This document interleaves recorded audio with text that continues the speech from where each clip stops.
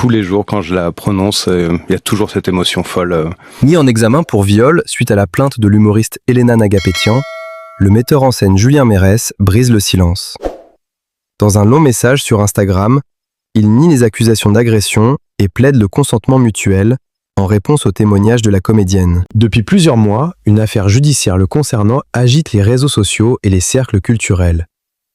À l'origine, une plainte déposée en juin 2025 par l'humoriste Elena Nagapetian qui accuse Julien Mérès d'agression sexuelle et de viol à la suite d'événements survenus dans la nuit du 13 au 14 juin 2025 à Biarritz, après une représentation de sa tournée. Selon ses déclarations publiques, elle affirme que l'homme serait entré dans sa chambre d'hôtel sans y être invité, aurait tenté de l'embrasser malgré son refus, avant d'essayer d'imposer des actes sexuels auxquels elle dit s'être opposée fermement. Elle évoque une lutte, des refus répétés, puis un appel à son fiancé qui aurait mis fin à la situation. Dans son récit, elle dit avoir voulu briser un silence et faire résonner une parole trop souvent étouffée. Face à ces accusations d'une gravité extrême, Julien Mérès a choisi, après une longue période de retenue médiatique, de s'exprimer publiquement pour la première fois. C'est sur Instagram, dans un message long, structuré, réfléchi, qu'il a pris la parole le 21 juin 2025, quelques heures après la publication du témoignage de la plaignante. Une prise de parole qui n'a rien d'un simple démenti, mais qui s'apparente à une tentative de reprendre le contrôle d'une narration devenue incontrôlable. Dès les premières lignes, le ton est donné. Celui d'un homme qui refuse de céder à ce qu'il considère comme une version incomplète, contestée, voire déformée des faits. Julien Mérès affirme ne jamais avoir exercé de violence, ni physique, ni verbale, ni psychologique. Il insiste sur une relation qu'il décrit comme consensuelle, évoquant une interaction entre deux adultes consentants dans un contexte privé qui aurait, selon lui, été interprété de manière erronée. Il ne nie pas avoir trompé sa compagne, qu'il qualifie de pilier essentiel de sa vie, mais distingue fermement cette faute personnelle de l'accusation criminelle portée contre lui. Dans ce message, chaque phrase semble peser, comme si l'homme de théâtre appliquait à sa propre défense les mêmes exigences de mise en scène que celles qu'il impose habituellement à ses créations. Il ne cherche pas seulement à se défendre, il cherche à exister dans un récit qui lui échappe, à affirmer une vérité qu'il présente comme constante, immuable, presque évidente pour ceux qui le connaissent réellement. « Je n'ai rien à cacher », affirme-t-il, en insistant sur une transparence totale face à une affaire qu'il qualifie de drame personnel et judiciaire. Mais au-delà des mots, c'est une tension plus profonde qui traverse cette affaire. Celle de deux récits qui s'opposent frontalement, sans zone grise apparente. D'un côté, une parole qui dénonce une situation vécue comme une intrusion et une tentative d'agression. De l'autre, un homme qui parle de consentement, de malentendu, et qui revendique une cohérence intime dans sa version des faits. Entre ces deux voix, l'espace médiatique s'enflamme, emprise, polarise. Et pourtant, dans cette tempête, Julien Mérès apparaît sous un autre angle dans sa propre communication. Celui d'un homme qui revendique une forme de dignité dans l'épreuve. Il ne se positionne pas seulement en accusé, mais en individu engagé dans une quête qu'il nomme lui-même la vérité. Il affirme vouloir se battre non pas contre une personne, mais contre ce qu'il considère comme une incompréhension globale de la situation. Dans son message, il insiste sur un point central, la présomption d'innocence, principe fondamental du droit qu'il rappelle avec gravité, comme une ligne de défense, mais aussi comme un appel au discernement. Il reconnaît cependant une autre fracture, plus intime celle-ci, celle d'une vie personnelle bouleversée, d'une confiance brisée dans son propre équilibre affectif. Il évoque une trahison sentimentale, une culpabilité qu'il ne minimise pas, mais qu'il distingue soigneusement de l'accusation pénale. Ce contraste entre fragilité personnelle et fermeté juridique donne à son discours une tonalité paradoxale, celle d'un homme à la fois vulnérable et déterminé, fragilisé dans sa vie privée, mais combatif dans le champ judiciaire. Dans les milieux artistiques, la réaction est immédiate, mais prudente. Le nom de Julien Mérès, connu pour son travail dans la mise en scène de grands événements, est associé depuis des années à des productions ambitieuses où la précision et l'esthétique occupent une place centrale. Certains collaborateurs évoquent un professionnel rigoureux, discret, attaché à la qualité de son travail. D'autres, plus réservés, souligne la difficulté de commenter une affaire en cours où les émotions et les perceptions peuvent rapidement dépasser les faits établis. Pendant ce temps, le récit d'Elena Nagapetian continue de circuler, suscitant empathie, débat et prise de position contrastée. Elle affirme avoir parlé pour briser un silence, pour donner corps à une expérience qu'elle décrit comme traumatisante et pour encourager d'autres à s'exprimer. Son témoignage, publié sur les réseaux sociaux, se présente comme une tentative de transformer une douleur individuelle en prise de conscience collective. Elle y exprime aussi une forme d'espoir, celui d'un changement progressif des mentalités, même si elle reconnaît la lourdeur du chemin judiciaire qui s'ouvre devant elle. Dans ce face-à-face médiatique et judiciaire, une tension narrative se construit, presque cinématographique. Deux récits, deux perceptions, deux vérités subjectives qui s'affrontent sans encore de résolution officielle. Et au centre, Julien Mérès, qui insiste sur son refus de céder à ce qu'il considère comme une condamnation anticipée. Il parle de lutte, de patience et d'une détermination à traverser ce qu'il décrit comme une épreuve existentielle. Son message se clôt sur une note de respect adressée aux victimes de violences sexuelles et sexistes qu'il dit reconnaître dans leur souffrance et leur combat, tout en réaffirmant son innocence dans l'affaire qui le concerne. Une posture qui cherche à concilier défense personnelle et sensibilité sociale, sans renier la complexité du moment. Depuis cette prise de parole, l'affaire reste ouverte, suspendue au rythme de l'enquête judiciaire en cours. Aucun verdict n'a été rendu. Aucune vérité définitive n'a été établie par la justice.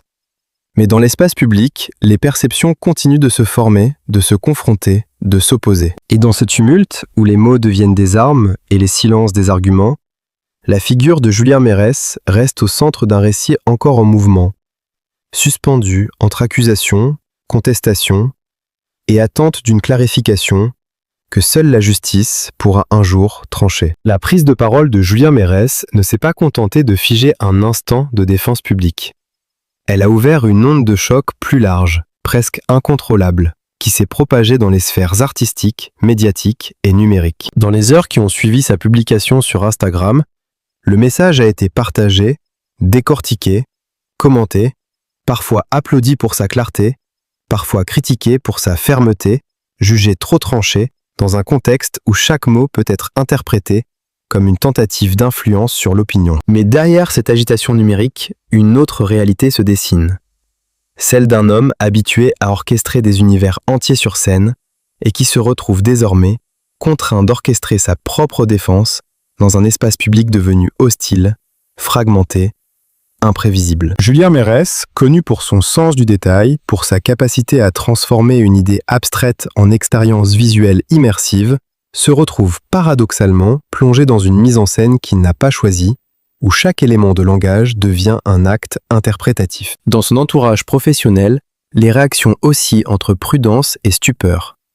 Certains parlent d'un homme méthodique, rigoureux, presque obsessionnel dans sa quête de perfection artistique. D'autres rappellent la complexité des relations humaines dans les milieux du spectacle, où les frontières entre travail, intimité et intensité émotionnelle peuvent parfois se brouiller sans que cela ne signifie quoi que ce soit de criminel ou d'intentionnel. Cette lecture, cependant, reste prudente, car l'affaire est désormais ancrée dans un cadre judiciaire qui impose retenue et respect des procédures. Pendant ce temps, la parole d'Elena Nagapetian continue de résonner dans l'espace public comme un témoignage puissant, brut, chargé d'émotions. Son récit, tel qu'elle l'a livré sur les réseaux sociaux, a trouvé un écho immédiat auprès d'une partie du public qui y voit une expression courageuse, une tentative de nommer ce qui, selon elle, aurait été vécu dans l'incompréhension et la contrainte. Elle insiste sur le choc, sur la confusion, sur la rupture d'un cadre qu'elle considérait comme sécurisé.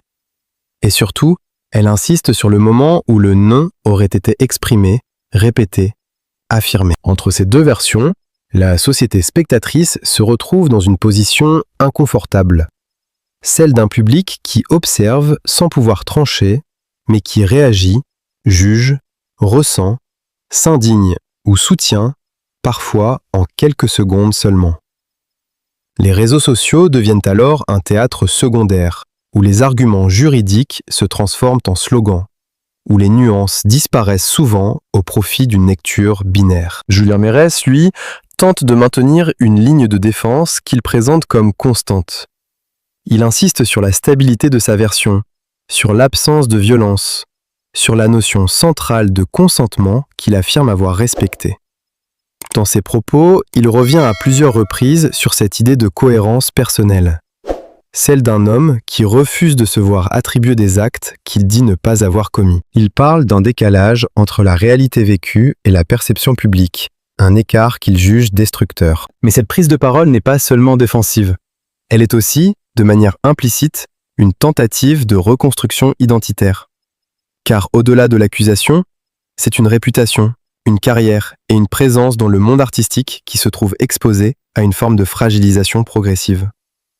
Dans les milieux de la production scénique, où la confiance et la collaboration sont essentielles, chaque incertitude peut devenir un point de rupture. Certaines discussions en coulisses évoquent déjà les conséquences possibles sur ses futurs projets.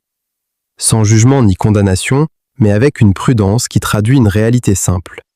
Dans le monde du spectacle, l'image publique est une matière aussi sensible que la création elle-même.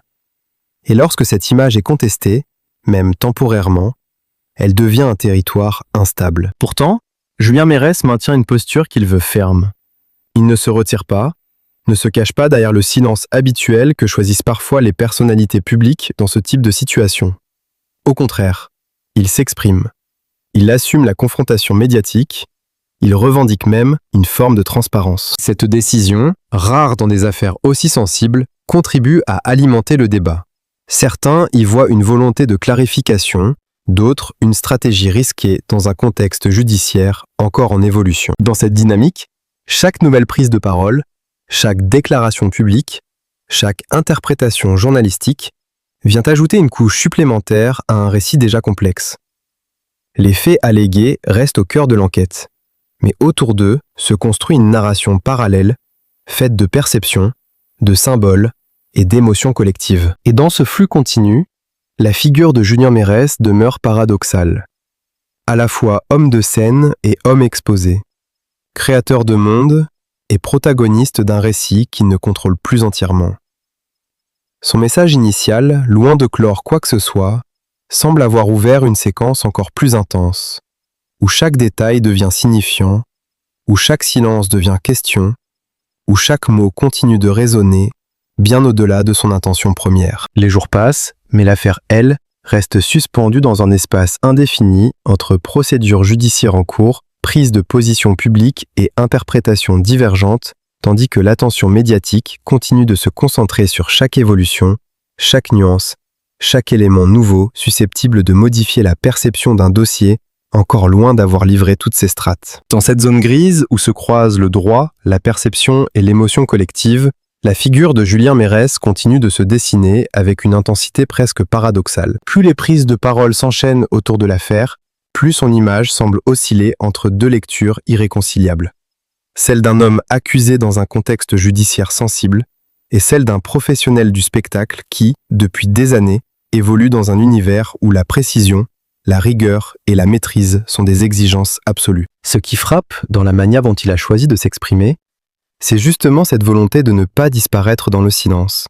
Là où beaucoup auraient opté pour une retenue totale, un retrait stratégique, Julien Mérès a fait le choix inverse, celui de la parole publique, structurée, assumée, presque architecturée comme une mise en scène de lui-même face à la tempête. Dans son message, chaque formulation semble chercher un équilibre délicat entre défense personnelle et respect du cadre judiciaire, entre affirmation de soi et conscience du tumulte médiatique. Dans les cercles artistiques, cette posture alimente des discussions contrastées. Certains y voient une forme de courage rare dans des situations où la pression sociale pousse souvent à l'effacement immédiat. D'autres, au contraire, soulignent la complexité d'une prise de parole publique en pleine procédure, où chaque mot peut être interprété, détourné, amplifié. Mais au-delà de ces lectures divergentes, un point revient avec insistance. La singularité d'un homme habitué à diriger des récits collectifs et qui se retrouve désormais au centre d'un récit qu'il ne maîtrise plus. Les collaborateurs qui ont travaillé avec lui évoquent souvent une personnalité exigeante, attentive aux détails invisibles, capable de transformer une contrainte technique en élément artistique. Dans les grandes productions, où il a construit sa réputation, on parle d'un sens aigu de la composition, d'une capacité à faire dialoguer lumière, espace et émotion. Cette dimension professionnelle, solide et reconnue, continue d'exister en parallèle du tumulte judiciaire, comme deux réalités qui cohabitent sans jamais se confondre complètement. Pourtant, dans l'espace public, cette complexité peine à trouver sa place. Le débat se polarise rapidement, comme si le récit devait nécessairement se réduire à une opposition simple. Et c'est précisément dans cette simplification que Julien Mérès tente d'inscrire une nuance. Celle d'un homme qui refuse d'être défini uniquement par une accusation, tout en reconnaissant la gravité de l'instant et la sensibilité extrême du contexte. Il insiste notamment sur une idée récurrente dans ses propos, la continuité de son identité personnelle et professionnelle. Selon lui, il existe une cohérence profonde dans son parcours, une ligne qu'il estime n'avoir jamais trahie dans ses interactions humaines. Cette affirmation, loin d'être un slogan, s'inscrit dans une volonté de rappeler que derrière le nom exposé dans les médias, il y a aussi des années de travail, de création, de collaboration et de responsabilité dans des environnements artistiques exigeants. Mais cette continuité qu'il revendique se heurte à une autre réalité, celle d'une affaire désormais inscrite dans une procédure judiciaire en cours où seules les investigations et les éléments examinés par la justice pourront à terme apporter des clarifications officielles. Entre-temps, le vide laissé par l'absence de décision devient un espace interprétatif où chacun projette ses propres lectures, ses propres sensibilités, ses propres certitudes. Dans ce contexte, la parole de Julien Mérès prend une dimension presque symbolique. Elle ne se limite plus à une simple défense individuelle. Elle devient un point de tension dans un débat plus large sur la présomption d'innocence, la réception médiatique des accusations et la manière dont les figures publiques sont exposées avant tout jugement définitif. Il rappelle lui-même ce principe fondamental du droit, non pas comme un outil de protection abstrait, mais comme un cadre essentiel à toute compréhension équitable d'une situation en cours d'instruction. Et pourtant, malgré cette rigueur affichée, son message laisse transparaître une charge émotionnelle indéniable. Derrière la structure des phrases, derrière la maîtrise du ton, apparaît un homme confronté à une rupture brutale entre sa vie professionnelle, son intimité personnelle et la perception publique de son nom. Une rupture qui transforme chaque apparition en événement, chaque silence en interprétation, chaque mot en matériau médiatique. Dans les jours qui suivent ces déclarations, l'attention ne faiblit pas. Les analyses se multiplient, les commentaires se prolongent, les interprétations s'affinent. Mais au cœur de ce flux continu, une constante demeure, la présence de Julien Mérès dans l'espace public ne se réduit pas à une simple affaire en cours. Elle devient un point de cristallisation où se rencontrent des enjeux plus vastes liés à la parole, à la justice, à la réputation et à la complexité des relations humaines dans des environnements où l'exposition est permanente. Et tandis que les procédures suivent leur cours, que les récits continuent de circuler et que les regards restent tournés vers les évolutions à venir, la figure de Julien Mérès demeure inscrite dans un mouvement encore ouvert, encore instable, encore traversé par des tensions multiples qui ne cessent de se déployer sans jamais se refermer complètement. Dans l'ombre mouvante de cette affaire, un autre phénomène se développe, plus discret, mais tout aussi déterminant. La manière dont chaque prise de parole reconfigure progressivement la perception de Julien Mérès dans l'espace public. Car au-delà des réseaux sociaux et des titres de presse, une narration parallèle se construit, faite de nuances, de réserves, de lectures croisées, où la figure du metteur en scène apparaît moins comme un simple protagoniste judiciaire que comme un personnage pris dans une dramaturgie sociale beaucoup plus vaste. À mesure que les jours passent, son nom ne disparaît pas du débat, il s'y installe différemment. Il devient un point de référence, une référence instable certes, mais persistante, autour duquel gravitent analyse, commentaires, interprétations juridiques et réflexions sur la présomption d'innocence. Dans ce contexte, les propos qu'il a tenus sur Instagram prennent une dimension qui dépasse largement le cadre initial de la défense personnelle. Ils sont désormais lus comme un texte public, presque politique, dans ses implications, où chaque formulation est examinée non seulement pour ce qu'elle dit, mais pour ce qu'elle suggère. Julien Mérès, dans cette exposition involontaire, semble incarner une tension plus large entre deux temporalités. Celle de la justice, lente, méthodique, structurée par des procédures, et celle de l'opinion publique, immédiate, fragmentée, souvent impulsive. Entre ces deux rythmes, son discours tente de maintenir une cohérence, une continuité narrative qui lui permettrait de ne pas être dissous dans la confusion ambiante. Ce qui frappe également, c'est la manière dont son univers professionnel continue d'être convoqué dans les discussions. Les grandes productions auxquelles il a contribué, les mises en scène qu'il a dirigées, les événements culturels auxquels il a donné forme, reviennent régulièrement comme des éléments de contexte. Pour certains observateurs, ces références dessinent le portrait d'un professionnel habitué à la précision et à la responsabilité collective. Pour d'autres, elles n'ont aucune incidence sur la lecture de l'affaire en cours.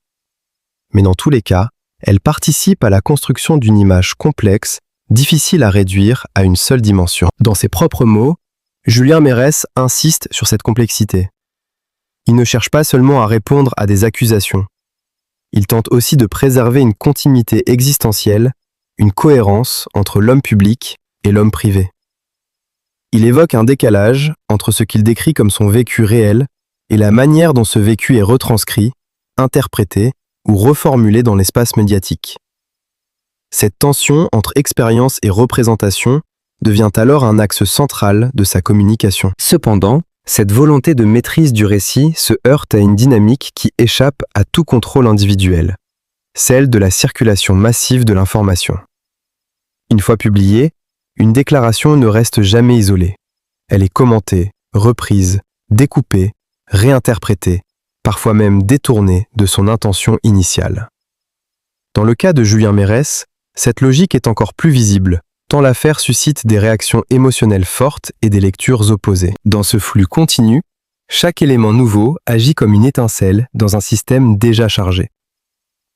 Les déclarations d'Elena Nagapetian, les réponses de Julien Mérès, les analyses des observateurs, les réactions du public, tout s'entremêle dans un espace discursif où la frontière entre information, interprétation et opinion devient de plus en plus poreuse. Et pourtant, au cœur de cette complexité, une constante demeure dans le discours de Julien Mérès, la volonté de se présenter comme un homme dont la trajectoire personnelle et professionnelle ne peut être réduite à un seul événement.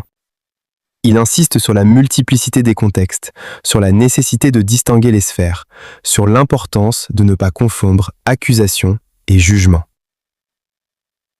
Cette insistance, répétée sous différentes formes, donne à son message une tonalité presque architecturale, comme s'il cherchait à reconstruire un édifice narratif menacé d'effondrement. Dans les milieux artistiques, cette situation est observée avec une attention particulière, non pas uniquement pour ses implications judiciaires, mais aussi pour ce qu'elle révèle des mécanismes contemporains de la réputation publique. Le cas Mérès devient alors, malgré lui, un exemple de la fragilité des équilibres entre création, exposition médiatique et perception sociale. Les discussions se déplacent ainsi progressivement du seul terrain de l'accusation vers celui plus large des conditions dans lesquelles une personnalité publique peut exister sous le regard permanent du public. Pendant ce temps, Julien Mérès continue de s'exprimer avec une régularité mesurée, sans excès apparent, mais avec une constance qui maintient sa présence dans le débat. Il ne cherche pas à imposer une version définitive des faits, mais à affirmer la stabilité de sa position. Cette posture, volontairement répétée, crée une forme de continuité discursive qui contraste avec la volatilité des réactions extérieures. Et dans cet espace suspendu, où aucune conclusion officielle n'est encore venue fixer les contours définitifs du récit, chaque nouvelle information, chaque prise de parole, chaque silence même, continue de redessiner les contours d'une affaire qui évolue sans cesse, se reconfigure à mesure qu'elle est racontée, interprétée, contestée, prolongée. Dans cette atmosphère déjà saturée de récits croisés et de perceptions fragmentées, une nouvelle couche s'ajoute progressivement à la trajectoire médiatique de Julien Mérès. Celle du temps long. Celui qui transforme une simple actualité en une affaire suivie, commentée, réinterprétée à mesure que les jours s'étirent. Et dans cet intervalle, entre les publications, les commentaires et les silences institutionnels, son nom continue de circuler comme un repère instable mais central dans une histoire encore en pleine recomposition. Ce qui devient de plus en plus visible, c'est la manière dont son image publique ne se fiche pas, mais se reconfigure en permanence selon les angles d'observation. Dans certains espaces médiatiques, il reste avant tout le metteur en scène reconnu, celui qui a contribué à façonner des événements culturels d'envergure, où la maîtrise du rythme, de la lumière et de l'espace scénique témoigne d'une véritable signature artistique. Dans d'autres sphères, plus immédiates et plus émotionnelles, il est réduit à la polarisation d'un dossier judiciaire en cours, où chaque élément est interprété à travers le prisme de l'accusation et de la défense. Entre ces deux extrêmes, une zone intermédiaire se dessine, plus nuancée, plus incertaine, où certains observateurs tentent encore de replacer les faits dans leur contexte global. Dans cette zone, la parole de Julien Mérès est souvent relue avec attention, non seulement pour son contenu explicite, mais aussi pour sa structure, son ton, et la manière dont il cherche à maintenir une cohérence dans un environnement où la cohérence même semble constamment mise à l'épreuve. Il insiste sur la continuité de son parcours, sur la stabilité de ses engagements professionnels et sur une éthique de travail qu'il présente comme constante au fil des années. Cette insistance n'est pas perçue de manière uniforme. Pour certains, elle traduit une volonté de clarté, une tentative de ne pas laisser l'interprétation extérieure déformer entièrement son identité publique.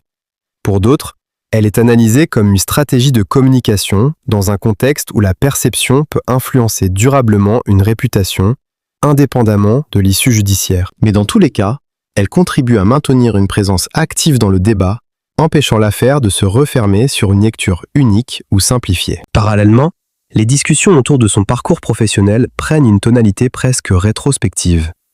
Des collaborateurs, des observateurs du milieu culturel et des personnes ayant assisté à ses productions évoquent la précision de son travail, la rigueur de ses choix esthétiques et une capacité à orchestrer des ensembles complexes où chaque élément trouve sa place dans une dynamique globale. Cette dimension artistique, loin d'être effacée par le contexte actuel, continue d'exister en arrière-plan, comme une autre temporalité qui cohabite avec l'actualité judiciaire sans jamais totalement s'y confondre. Dans cette coexistence de temporalité, la figure de Julien Mérès apparaît comme prise dans un double mouvement, celui de l'exposition immédiate et celui de la mémoire professionnelle.